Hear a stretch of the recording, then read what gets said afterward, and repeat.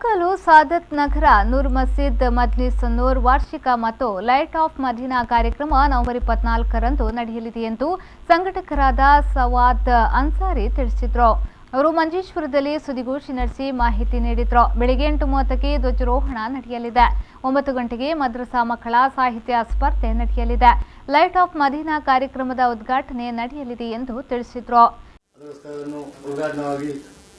ಅಧ್ಯಕ್ಷತವಾಗಿ ಬಹುಮಾನಪಟ್ಟ ನಾಗ್ಪಡ ಇಬ್ರಾಹಿಂ ಅವರುಗಳು, ಅಧ್ಯಕ್ಷತೆ ಕಾದರಾಜಿ ಅವರುಗಳು, ಮುಖ್ಯ ಪ್ರಭಾಷಕರಾಗಿ ಅಶ್ರಫ್ ಚೌಕಿ ಅವರುಗಳು ಹಾಗೂ ನಮ್ಮ ಮಜೀಸ್ ನೂರನ್ನು ನೇತೃತ್ವ ಕೊಡುವ ಬಹುಮಾನಪಟ್ಟ ನಮ್ಮ ಬನಕಾಡು ಸಿಬಿಎಲ್ ಸಿಎಫ್ ತಂಗಳವರುಗಳು ಮುಖ್ಯ ಪ್ರಾರ್ಥನಾಗೋಸ್ಕರ ಬಂದು ಬರುತ್ತಾರೆ. ಎಲ್ಲರೂ ತಾವು ಅದಕ್ಕೆ ಬರಬೇಕಾಗಿ ಕೇಳಿಕೊಡ್ತೇವೆ.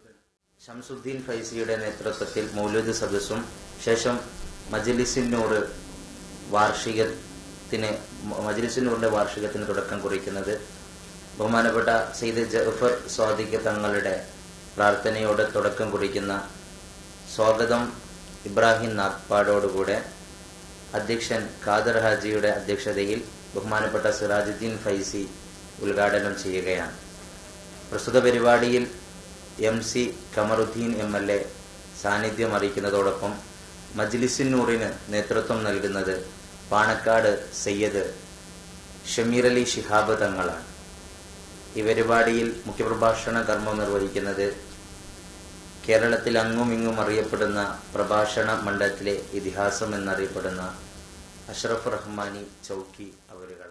ಈ ಸಂದರ್ಭ ಸುದ್ದಿಗೋಷ್ಠಿಯಲ್ಲಿ ಬಶೀರ್ ಸಂಗಮ್, ಅಜೀಜ್ ಹಾಜಿ, ಇಬ್ರಾಹಿಂ ನಾಗ್ಪಾಡ್, ಖಾದರ್ ಹಾಜಿ ಅಂಬಾರ್ ಉಪಸ್ಥಿತರಿದ್ದರು.